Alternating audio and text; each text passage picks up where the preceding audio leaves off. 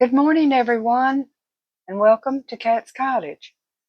I've got my coffee this morning with the wise old owl. Yeah, I need all the help I can get. I hope everybody's doing well, and we all made it through Christmas. Scoot up here. I want to show y'all what I got in my chair right here. This is the underside. This is the supposed to be the colored side, but it is electric. It's got like an electric blanket, so it's toasty and warm. I sat down in it. It's really nice. I don't know why I didn't do it a long time ago. You know, perfect in the winter. Just you got a little uh, electric. This was given to me last year, and I didn't really know what to do with it. You know, I've used it a couple of places, and then uh, this works. It was stored away in a bag, and so it wouldn't get messed up or anything till I decided what I could do with it. But this is the best thing right here. Only thing is, me and my husband will fight over this chair. But anyway, I got some strong coffee. I can't remember the name of it now. Which one it is? It just may be Select Coffee from Kroger. That's probably more than likely what it is. Coffee's only good as the maker. Mm. And I like it strong, so I was a good maker. But anyway, um, today I've got that big ham that I cooked, and I need to cut it up, slice it up, and I'll put some away in the freezer. Can't eat it all like that. I don't know who else would want it from me. And but anyway, I'll cut that up. I might get the electric knife out and cut it up, and then I'll store some in my freezer, and some in my meat tray. I have a meat tray in my refrigerator that is from a really old refrigerator. And as I've gone through life, I've carried it with me, kept it. If a refrigerator went out, I make sure I took that meat tray out. Now, I'm not talking about a big tray that slides in and out. This is just an aluminum. And some of you know what I'm talking about. It's aluminum, and it says meat on it. And you can put you know how you buy lunch meat and it'll turn on you, it'll get slimy or it'll go bad. You have this tray here, and it doesn't do that. I mean, it keeps meat. Let me get it, show it to you. I'm just talking away about that. Let me get it right quick and show it to you.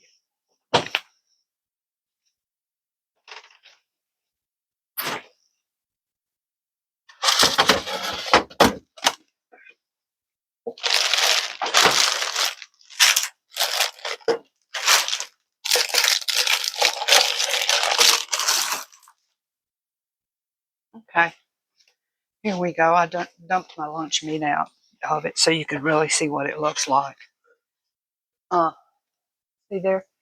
And it says meat right there.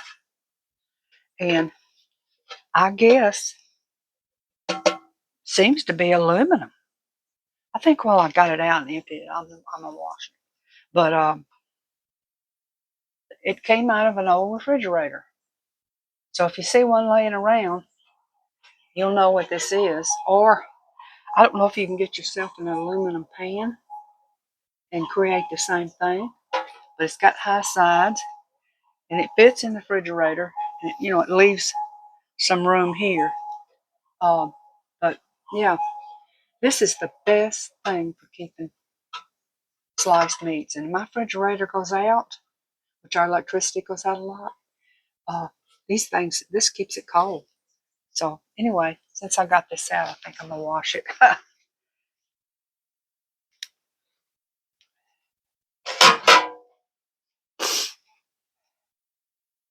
Okay, here I am early this morning talking about a meat tray.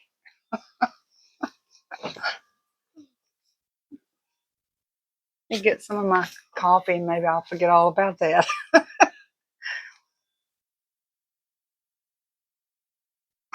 But let's see.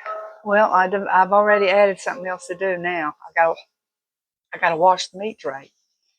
Uh, I'll cut up that ham, wash that meat tray, and I don't know what else I'll do. But anyway, I do have to figure out what I'm gonna do with this. If I'm gonna keep this gray cabinet or not. It's it's tight for room in this house. And then I got that big tree. I took all the lights off of it, and I've got to figure out, if I'm not going to keep it in the house, and I'm going to put it back on my balcony, I've got to figure out a way to. I've got to wrap it up and then tie it down somewhere. So, but yeah, that's another thing. But I miss those lights. Oh, those lights, and they weren't just for Christmas. They had a selection on them for. It had a flag on it. It had Easter on it. So that's some lights I want to keep in the house, and I thought about putting them on. I mean, really serious. I'm really serious about it. Thinking about putting them on my ceiling, around the ceiling. Um, just just what I do.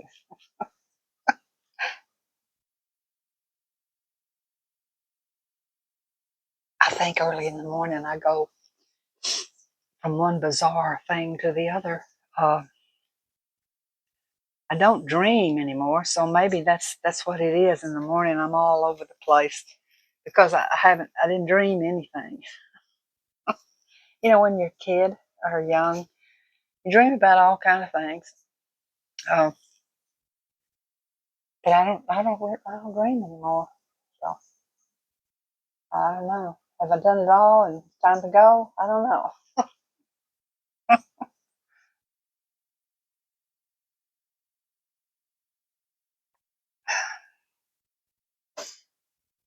But yeah, that's all I got to do today. And rack my head about where I'm going to do with this tree and cabinet. Figure it out. Um, but and I slept in my new gown last night, which boy, it was like getting a hug. It was so snuggly. That fabric is really nice. Uh, yeah, I'm glad I wasn't going to buy that, and somebody had picked it up, and then they're all on hangers, and she put it in another spot, right near where you pay.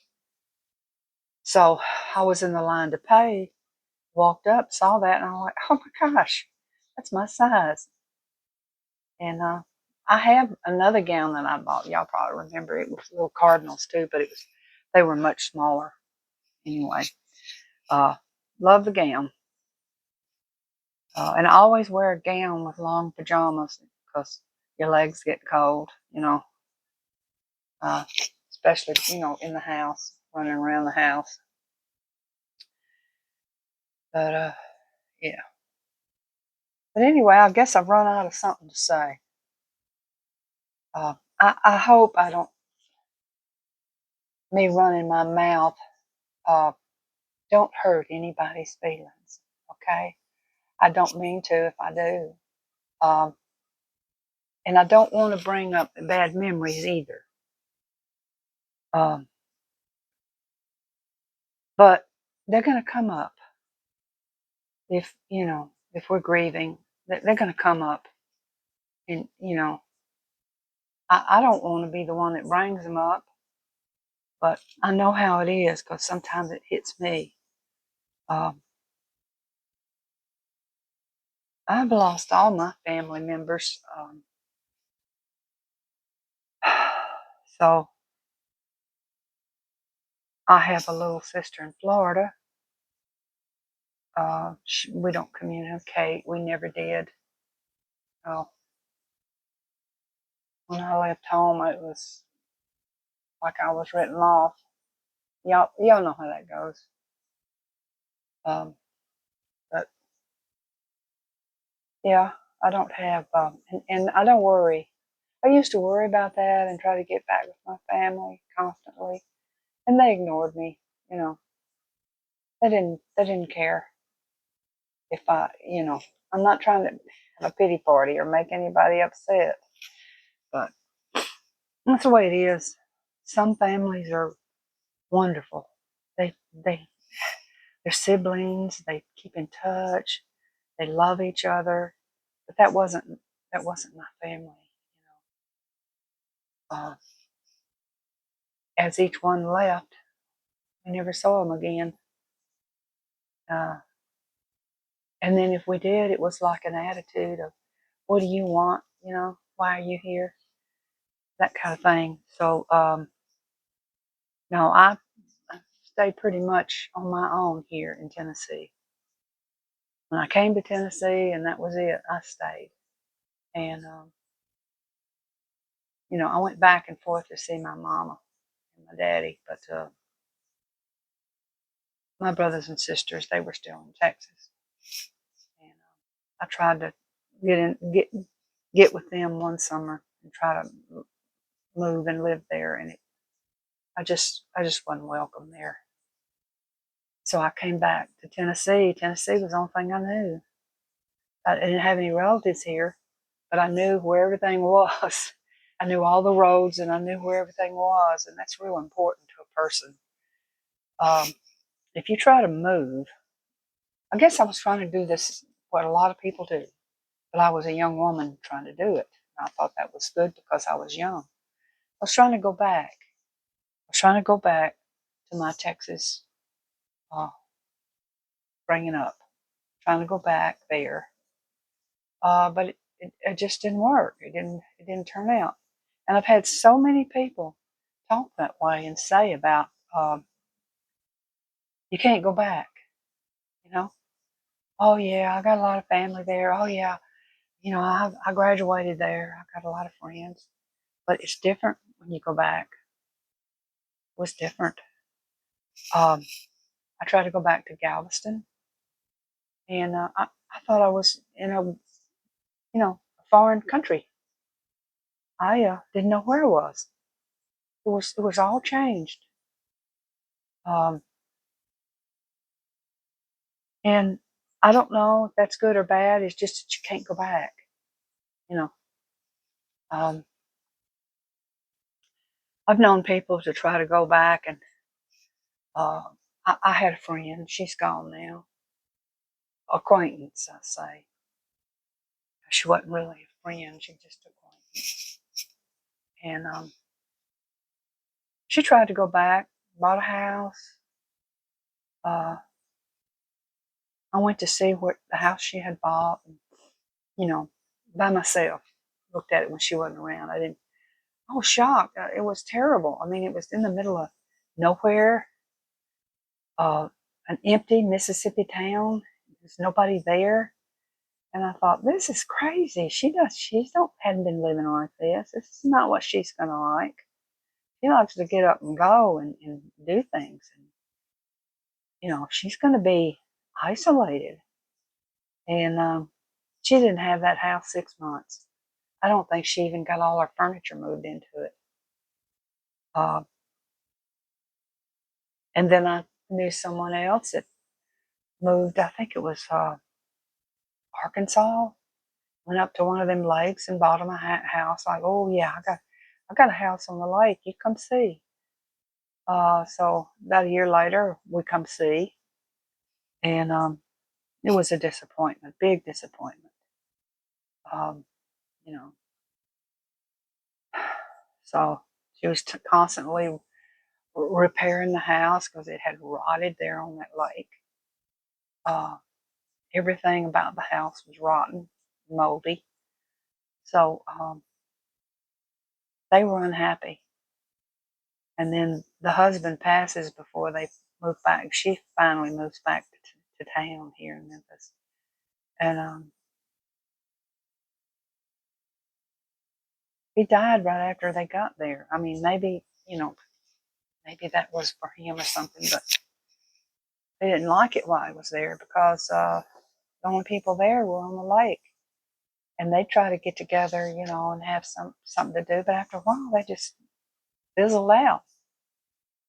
I've known a lot of people that tried to go back and then turn right back around and come back. It's not that Memphis is great, because it ain't. It's the fact that it's where you've been for so long. You're better off not to move. You like a place, and you're like, oh, I just want to live there. I want to go back, and you can't. You can't go back. It's you're better off just to visit, just have your vacation there. And I always wanted to go back to the coast because that's where I was raised, and it wasn't the same. It wasn't the same, you know. One time I went back and I was, my brother, which is gone now, and he was going to help me set up me a house. I was alone. I had 3 children. Anyway, he wanted me to buy a house and buy a big insurance. He said, you have to buy big insurance when you buy a house here, and fill it with just junky stuff that you can part with. Don't buy nothing nice. Don't have anything nice in that house. And that was, I thought, well, okay, Of course, that didn't make me not stay. That just was one of the things that, one of the big, if you talk about one of the big things, was the traffic. And, well, I'll just say Texas, That's all I have to say is Texas. The traffic was like a big wagon wheel, and it just went, it had all these spokes, and people drove, as fast. There was no police on the highways. There was no, you think, oh, the Texas Highway Patrol, blah, blah. No, it ain't. You may be on the highway, but when you get into the city, close to the city, you can forget it. And they say, whatever you do, don't look at anybody. And then when I went to California to visit, the same thing. They said, don't look at anybody. Don't turn your head and look at anybody beside you or in front of you or anything. And I can remember nothing happened there. But when I went to Houston, I started having a problem one day. And I remembered I had this moving. I had stuff here and there. I hadn't sorted everything out. But in my car glove compartment, I had this little gun, but it was a lighter. It never was a gun. And I can remember this person following me and up on my bumper, and just constantly, right there, just not hitting me, but almost. And he could have flipped my car or something. I don't know the purpose of it. So I told my daughter, I said, give me that lighter out of that glove compartment. I'm gonna, So I got and then when he came up by my window again, and boy, he took out. And I thought, wow, what if he had a gun too? He might have shot me first. And I had this lighter. But I remember that. But if you go to a city and they tell you not to look at anybody around you, don't look at them, don't motion to them, don't say, you need to leave.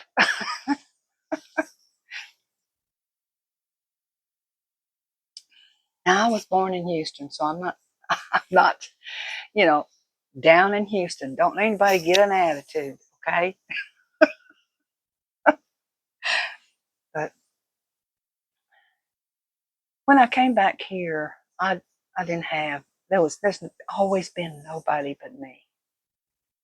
And my husbands, two husbands, I think they've taken that to their advantage and abused me because of that I had no one. Oh, you don't have any place to go. You don't have anything.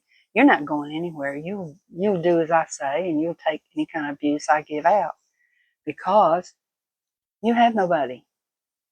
I thought, oh yeah, I tell them, oh yeah, I know how to survive. I don't need you. And that's the way it was. So I got two lousy husbands. Then I got a good one. So I made it. you know, but I struggled. I did with three children, and you know, all the things. Three girls, all the things that's involved with three girls.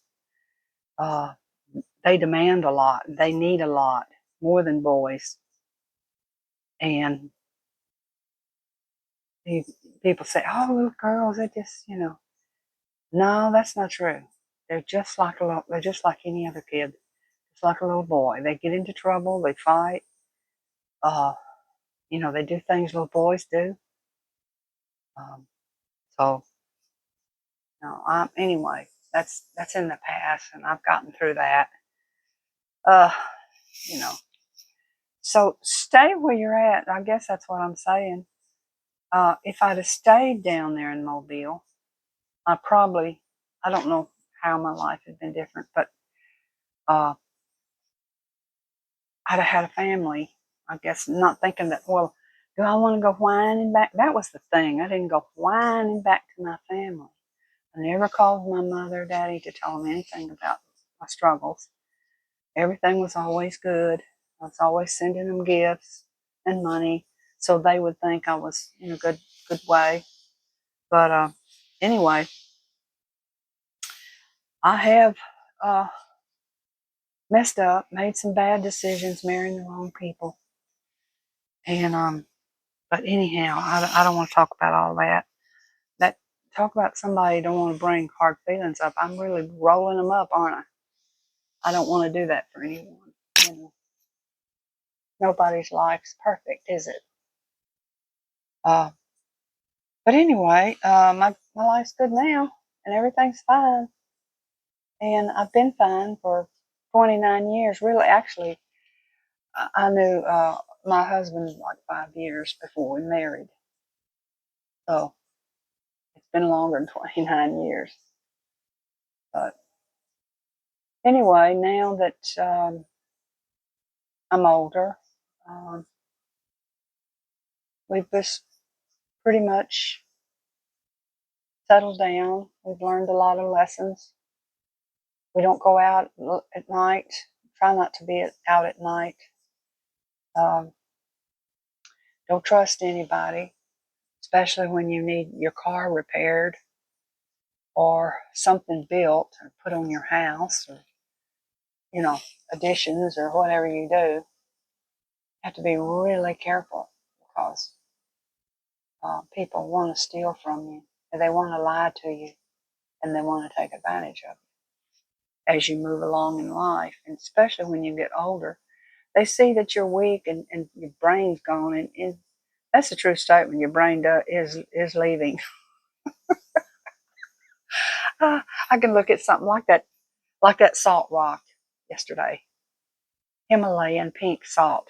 Oh, when I ate paleo, I used to buy that salt, and oh my gosh, that's expensive. You buy a small bottle, well, not a small, but it's about like that. Himalayan salt, $6, $7 for that bottle, and I still have some. I might have some right here. Yeah, there we go. There's my lamp. You can see I got plenty in there. And I can't see it in the dark here now where this is from. But it's a little grinder with it, you know. And yeah, $6. That's why it's still sitting here. I have to remind myself to use it occasionally. But I'm going to cut this off. I think I'm going on 26 minutes. So, you know, I don't know when this is going to get on there. I better rock and roll and get out of here. So I'm sorry if I've said anything to upset anyone. I don't want no one to be upset. I guess what comes with older ages, things become ordinary. Birth, marriages, death, all that becomes ordinary. In other words, you don't get excited over it. You know, somebody's having a baby shower and they're, oh, I'm having a baby, you know. And older people, we just don't, you know, hey, you know, I'll get you something. But you don't get excited. You don't want to go and play those silly little games like younger people do. But you just change. Things change. You get used to things. But holidays, you really, some of us hate seeing them come because we're sick to death of them, you know. But anyway, here I am rambling again. I'm supposed to be leaving. I'm going to say thank you, thank you so much for your comments, responding, letting me know that you're actually watching and not just clicking and going. And thank you so much for that. And thanks to all the new subscribers. I'll eventually say something to you, I guess. My picture with a heart means that I care about everybody and I care what you say. You know. So y'all have a good day and I'll just get out of here. Okay? Bye-bye.